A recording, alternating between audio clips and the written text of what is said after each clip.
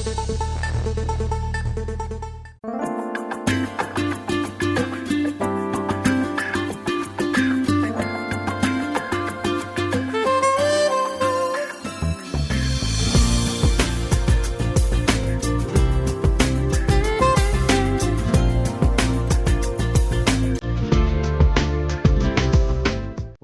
வந்தனம், சுஸ்வாகத்தன். Very good evening. Welcome to Jaya TV வழங்கும் சுவைய சுவை நிகழ்ச்சிக்கு. லாஸ்ட் வீக் நம்ம வந்து பலாக்கா வச்சு ஒரு சிக்கன் குழம்பு பண்ணோம். நிறைய பேர் ரொம்ப அப்ரிஷியேட் பண்ணியிருந்தாங்க. பலாக்காவில் ஒரு புது விதமான குழம்பாக இருந்துச்சுன்னு சொல்லியிருந்தாங்க. அதே மாதிரி ப்ரொக்கோலியும் பன்னீர் வச்சு ஒரு காஞ்சி மிளகா பொருள் பண்ணோம். ரெண்டுமே நிறைய பேர் ட்ரை பண்ணி நல்லா இருக்குன்னு அவங்க எல்லோருக்கும் என்னுடைய மனமார்ந்த நன்றி. இன்றைக்கி நம்ம செய்ய போகிற டிஷ் பார்த்திங்கன்னா கத்திரிக்காய் முருங்கைக்காய் சாப்ஸ். கத்திரிக்காய் முருங்கைக்காய் வச்சு ஒரு அட்டகாசமாக ஒரு சாப்ஸ் செய்ய போகிறோம். இந்த சாப்ஸ் பார்த்திங்கன்னா இட்லியோட தோசையோட அட்டகாசமாக போகும். இந்த இட்லி தோசைன்னு சொல்லும்போது அந்த இட்லி எப்படி பதத்தில் எடுக்கிறது, தோசை என்ன பதம் சொல்கிறது, எப்படி அது பேப்பர் ரோஸ் மாதிரி சொல்கிறது, அந்த மாதிரி ஒரு டிப்பு தான் நம்ம பார்க்குறோம். ஸோ முதல்ல நம்ம கத்திரிக்காய் முருங்கைக்காய் சாப்ஸ் எப்படி செய்து பார்க்கறதுக்கு முன்னாடி அதுக்கு தேவையான பொருட்கள் நம்ம என்னென்னு பார்ப்போம். கத்திரிக்காய் 1/4 கிலோ, முருங்கைக்காய் 2 நம்பர், வெங்காயம் 2 கை,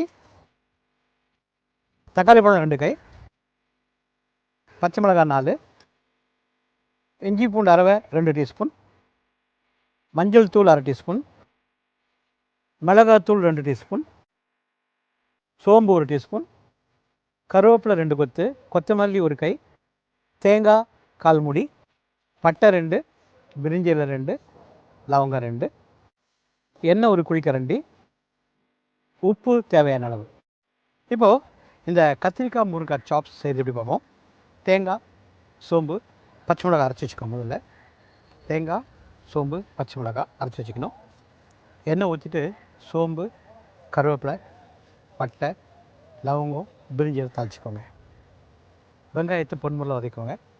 இஞ்சி பூண்டு சேர்த்துக்கோங்க. தக்காளி பழம் சேர்த்து நல்லா தொக்கு மாதிரி வதக்கணும். மிளகாத்தூள், மஞ்சள் தூள் சேர்த்து நல்லா வதக்கணும். கத்திரிக்காய் முருங்கைக்காயை போட்டுடணும். உப்பு போட்டுடணும். போட்டு நல்லா வதக்கோங்க. தண்ணி ஊற்றிடுங்க.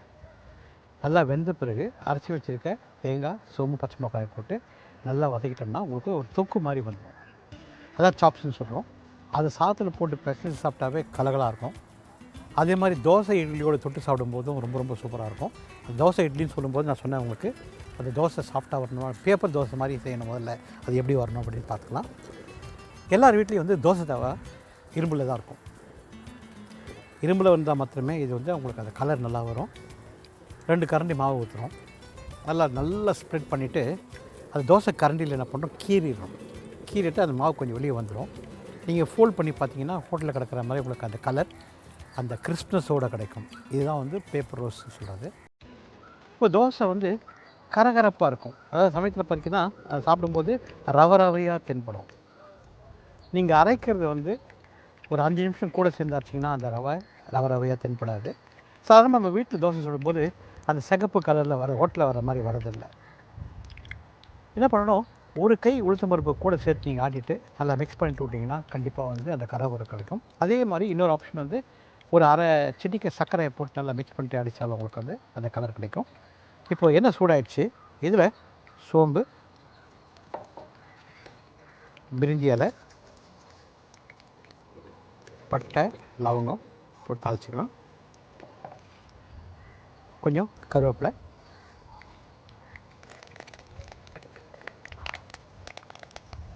2 கை வெங்காயம் போட்டுக்கோங்க. போட்டு நல்லா வதக்கணும். அதாவது பொன்முறையில் வதக்கணும். இது வதங்கின பிறகு இஞ்சி பூண்டு அரவை, தக்காளி பழம் போடணும்.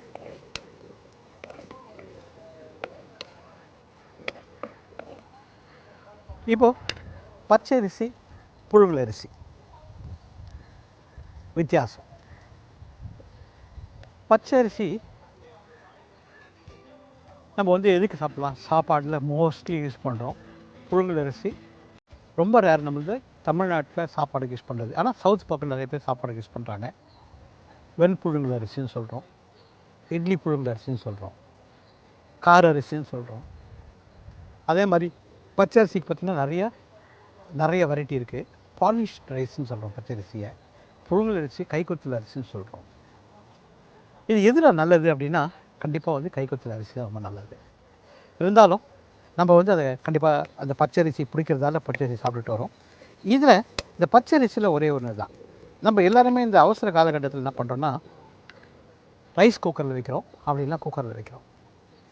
இன்றைக்கி நம்ம வெயிட்டு போடுது, மாவு சத்து நிறையா வருதுன்னு காரணம்னா இந்த ரைஸ் குக்கரில் போடுறதாலையும் அதே மாதிரி குக்கரில் நம்ம அந்த அரிசியை வேக வைக்கிறதால தான்.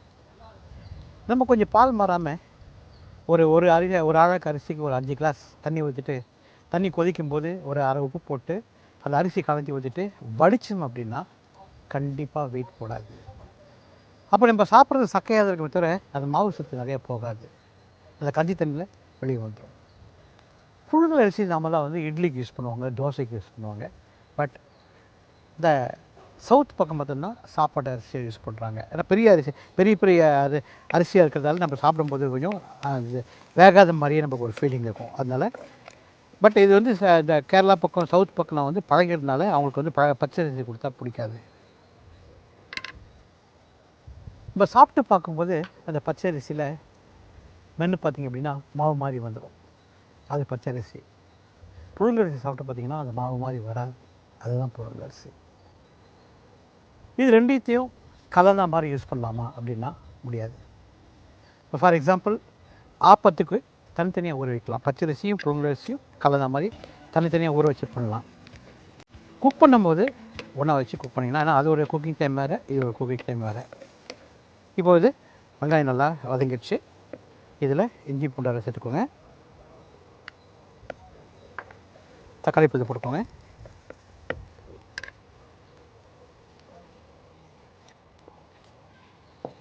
போட்டு நல்லா மிக்ஸ் பண்ணிக்கோங்க.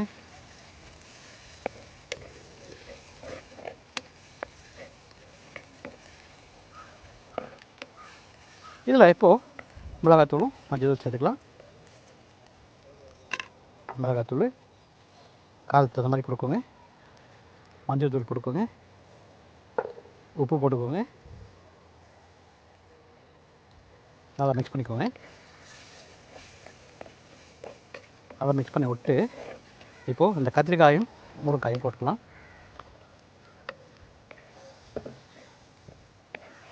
உப்பு போட்டாச்சு, இப்போது தண்ணி ஊற்றிக்கலாம்.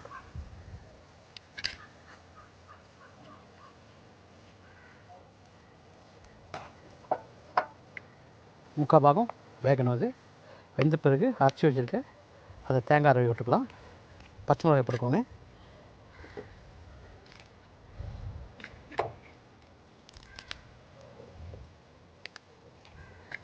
போட்டு மிக்ஸ் பண்ணிக்கோங்க.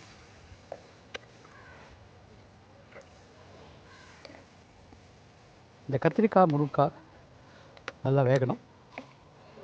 வெந்து வர வரணும். Will go for a short commercial break.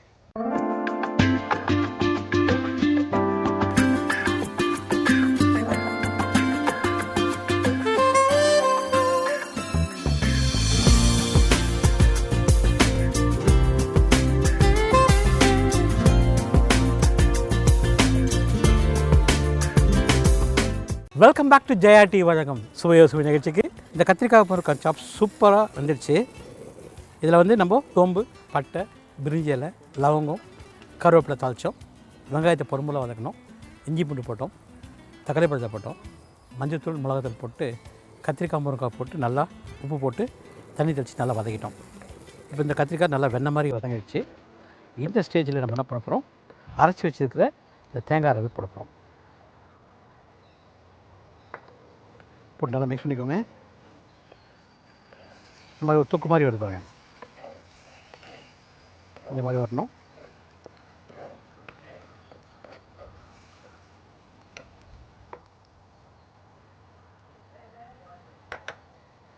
நல்லா மிக்ஸ் பண்ணிக்கோங்க. இப்போது இதில் மிளகுத்தூள் சேர்த்துக்கலாம்.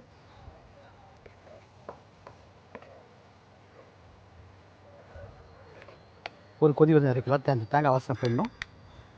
கொஞ்சம் கொத்தமல்லி போட்டுக்கோங்க.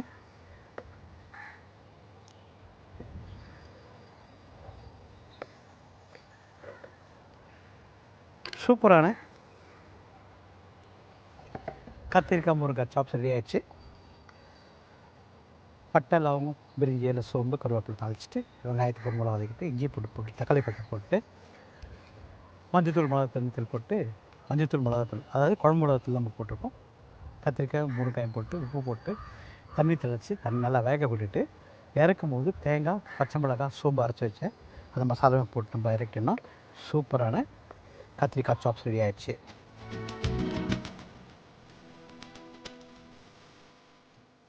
ஸோ இது தயிர் சாதத்தோடு சாப்பிட்றதுக்கு இட்லி தோசையோட சூப்பராக இருக்கும். இந்த இட்லிக்கு என்னென்ன மாதிரி பதங்கள் பார்த்துட்டோம்னா, இட்லிக்கு சாஃப்டாக வரணும்னா ஒரு அழாக்கு இட்லி பொருள் அரிசி, 1/4 அழாக்கு உளுத்தம்பருப்பு, 2 டீஸ்பூன் வெந்தயம். இந்த உளுத்தம்பருப்பையும் வெந்தயத்தையும் கிட்டத்தட்ட மினிமம் வந்து ஒரு 6 மணி நேரம் ஊற வைக்கணும். அரிசி 8 மணி நேரம் ஊற வைக்கணும்.